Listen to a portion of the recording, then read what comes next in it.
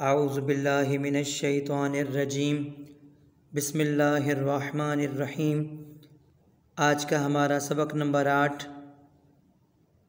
हमज़ा पे अगर जज़्म आता है तो वो हमज़ा झटके से पढ़ा जाता है और हमज़ा इस अलिफ़ की शक्ल में भी लिखा हुआ होता है और इस शक्ल में भी हमज़ा लिखा हुआ होता है।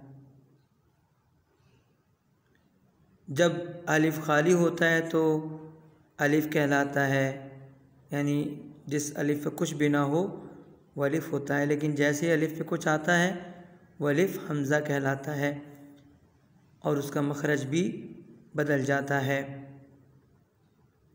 अलिफ़ का मखरज जौफ़े दहान होता है और हमज़ा का मखरज हलक का शुरू वाला हिस्सा होता है।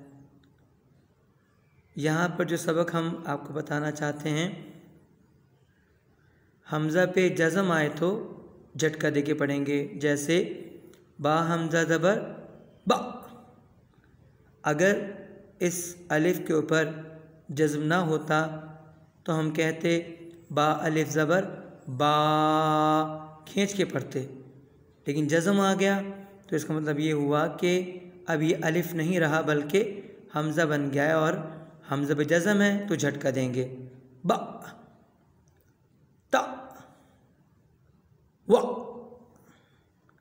ब सा व मुर ता कुल रा सू या तमीरूना या फ़िकूना या खुज़कुम ता खुज़कुम ता वीलु ता तिनी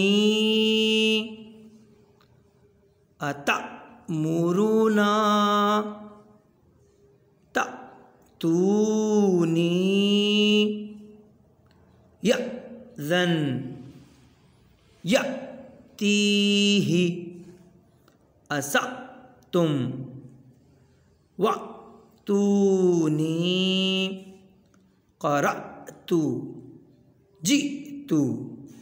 बहुत बहुत शुक्रिया।